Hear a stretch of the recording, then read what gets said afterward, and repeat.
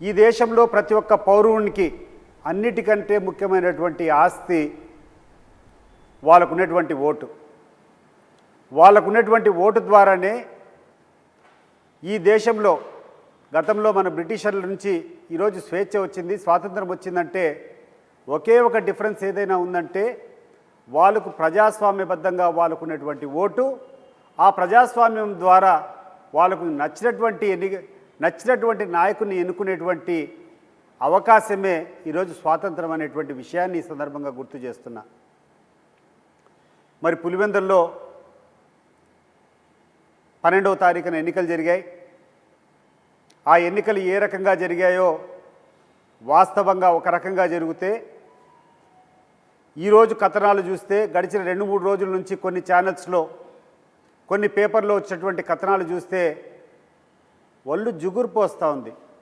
అసలు ఇంత నీచంగా కథనాలు రాసేదానికి అవకాశం ఉందా?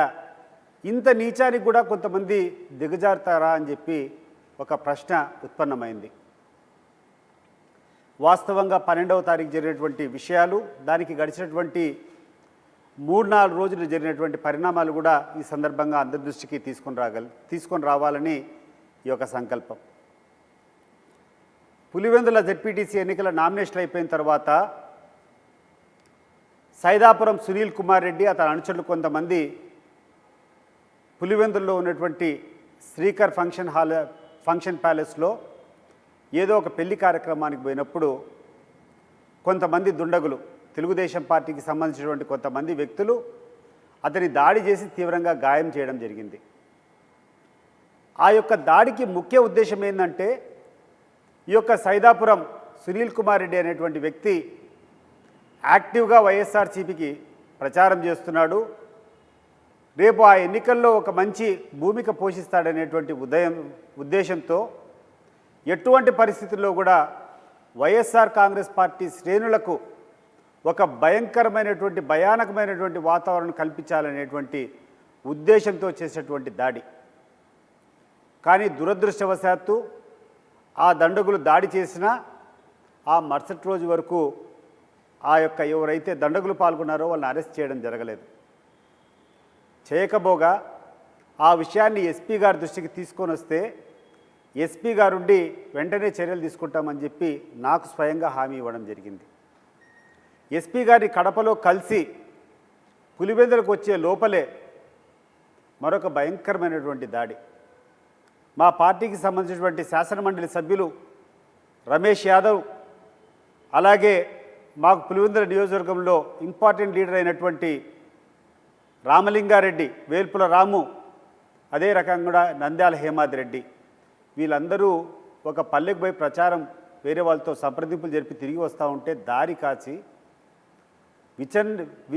విచ్ఛిన్నకరంగా వాళ్ళను కొట్టడం జరిగింది. వాళ్ళు కారులో నుంచి దిగకుండా ఉంటే కారు మీద పెట్రోల్ పోసి కాల్చేదానికి ప్రయత్నం జరిగాయి. ఇటువంటి పరిస్థితుల్లో లోపల ఉంటే ఎట్లయినా కాలిపోతామని చెప్పేటువంటి ఉద్దేశంతో వాళ్ళు కారు దిగితే భయంకరంగా వాళ్ళందరినీ కొట్టినటువంటి సందర్భం ఈ రోజుకి ఇప్పటికి కూడా హాస్పిటల్లో ఉన్నాడు వేల్పుల రాము అనేటువంటి వ్యక్తి. ఇంత దౌర్జన్యం జరిగితే ముందు రోజేమో శ్రీకర్ కళ్యాణ మండపంలో సైదాపురం సునీల్ కుమార్ రెడ్డి మీద దాడి జరుగుతుంది. ఆ మరుసటి రోజు కూర్చొని మా ఇంపార్టెంట్ లీడర్ ఇంక్లూడింగ్ ఒక శాసనమండలి సభ్యుని మీద కూడా దాడి జరిగితే ఒక్కరిని కూడా అరెస్ట్ చేయనటువంటి పరిస్థితుల్లో పులివెందుల్లో ఉన్నటువంటి పోలీసులు ఉన్నారు. పైపెచ్చు వాళ్ళను అరెస్ట్ చేయకపోగా వైఎస్ఆర్ కాంగ్రెస్ పార్టీకి సంబంధించినటువంటి నాయకుల మీద వాళ్ళు ఒక తప్పుడు కేసు ఇస్తే జరగని సంఘటన, అసలు ఏం అక్కడ జరగల, ఎటువంటి విషయం జరగకుండా ఒక ఫాస్టెడ్ కేసు కావాలని చెప్పి ఒక SC/ST అట్రాసిటీస్ కేసులో ఆ కారులో ఎవరైతే బాధితులో వాళ్ళ మీద కేసులు పెట్టడమే కాకుండా మరికొంతమంది ఇతరులు అని చెప్పి కేసు పెట్టడం జరిగింది.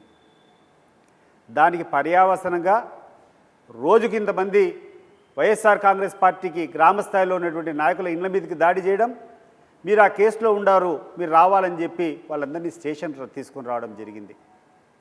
ఈ పరిస్థితులు బాగలేవని, పోలీసుల వ్యవహారం సరిగ్గా లేదని స్థానికంగా ఉన్నటువంటి DSP, స్థానికంగా ఉన్నటువంటి రూరల్ CI, అదే రకంగా వీళ్ళకందరికీ వీళ్ళందరినీ ఆధిపత్యం వహిస్తున్నటువంటి డిఐజీ, వీళ్ళందరి పరిస్థితులు బాగలేవు. ఎలక్షన్ సవ్యంగా జరగాలంటే మనం ఏదో ఒక రకంగా ఊర్లో నుంచి బయట ఉన్నైనా ఎలక్షన్ రోజుకి ఆ రోజు వచ్చి జరుపుకోవాలనేటువంటి నిర్ణయం వైఎస్ఆర్ కాంగ్రెస్ పార్టీ నాయకత్వం తీసుకునింది. కానీ దురదృష్టం 11వ తేదీ అర్ధరాత్రి ఒకవైపు వైఎస్ఆర్ కాంగ్రెస్ పార్టీ ఎంపీ గారిని ఇంట్లో నుంచి బయటికి రాకుండా ఉదయం 4 గంటల వరకు కాపలాగాసి 4 గంటల టైంలో అతన్ని లేపి బలవంతంగా తీసుకొని ఎన్నెన్నో స్టేషన్లు తిప్పుకుంటా కొన్ని 100 కిలోమీటర్లు మధ్యాహ్నం వరకు తిప్పుకుంటా పోయారు. నేను వేంపల్లిలో ఉంటే నా యొక్క ఇంటి చుట్టూ గేట్ చుట్టూ 10 మంది పోలీసులు పెట్టి హౌస్ అరెస్ట్ అని చెప్పారు. సరే, దాన్ని స్వాగతిస్తున్నాను. ఒక ఎంపీ గారిని అరెస్ట్ చేసినా, నన్ను హౌస్ అరెస్ట్ చేసి బయటికి పోకుండా ఉన్నా కూడా మంచి వాతావరణం కల్పించింటే మేమందరూ కూడా హర్షించేవాళ్ళం.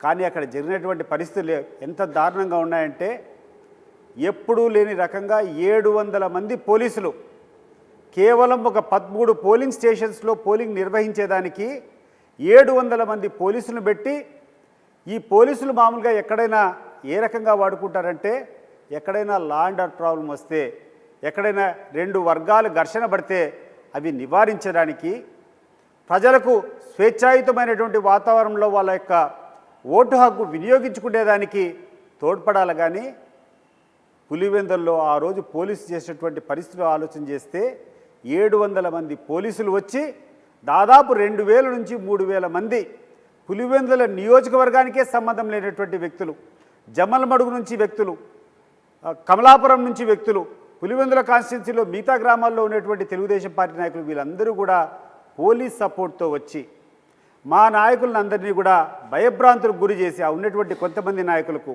వాళ్ళ ఇండ్ల మీద పడి వాళ్ళకు ఉన్నటువంటి ఏజెంట్ ఫారాలు చించేసి ఒక రకమైనటువంటి భయంకరమైనటువంటి వాతావరణం ఈ 13 పోలింగ్ స్టేషన్ల పరిధిలో పెట్టారు. అప్పుడు మా ఎంపీ గారికి దృష్టి వచ్చి ఏంటంటే ఆయన మాట్లాడనివ్వకుండా, ఆయన బయటికి పోనివ్వకుండా అతన్ని అరెస్ట్ చేసుకొని ఎక్కడికో బయటికి వేరే ఊళ్ళకి తీసుకొని పోయినారు. సరే, ఇన్ని కష్టాలు వచ్చినా కూడా ఉదయం స్వేచ్ఛగా పోయి ఓట్లు వేసుకుందాం, ఏజెంట్ లేకుండా ఓట్లు వేద్దామని చెప్పేసి ఓటర్లు ఆ యొక్క పోలింగ్ స్టేషన్స్కు పోతూ ఉంటే దౌర్జన్యంగా వాళ్ళ దగ్గర ఉన్నటువంటి ఓటర్ స్లిప్లన్నీ లాక్కొని మీరు ఎవ్వరూ ఓట్లకు పోవాల్సినటువంటి అవసరం లేదు, ముందు పోండని పోలీసుల సహకారంతో, పోలీసుల యొక్క దౌర్జన్యంతో ఆ యొక్క ప్రజలందరినీ కూడా బయటికి పంపించడం జరిగింది. ఈరోజు ఆలోచన చేస్తే పోలీసులు 11వ తేదీ అర్ధరాత్రి నుంచి 12వ తేదీ చేసినటువంటి కార్యకలాపాలు ఒకసారి ఆలోచన చేస్తే ఈ సభ్య సమాజం సిగ్గుతో తలదించుకునే రకంగా వాళ్ళ ప్రవర్తన ఉంది. ఎవరైతే ఓటర్లు లోపలికి పోవాలనో వాళ్ళందరినీ బయటికి పంపించేది కాకుండా, ఎవరైతే బయటి నియోజకవర్గాల నుంచి వచ్చారో వాళ్ళందరినీ తీసుకొని క్యూలో పెట్టి దొంగ ఓట్లు జరిపించేటువంటి పరిస్థితి. ఆఖరికి పత్రికా రంగంలో ఉన్నటువంటి విలేకరులకు, ఈ యొక్క ఎలక్ట్రానిక్ మీడియాలో ఉన్నటువంటి టీవీ ఛానల్స్కు, కెమెరాలకు ఎవరిని కూడా ఈ 13 బూతుల్లో ఉన్నటువంటి ఈ బూతుల దగ్గరికి ఎవరిని కూడా ప్రవేశం లేకుండా వాళ్ళందరినీ కూడా తరిమివేసినటువంటి సంఘటన గుర్తుపెట్టుకోవాలి.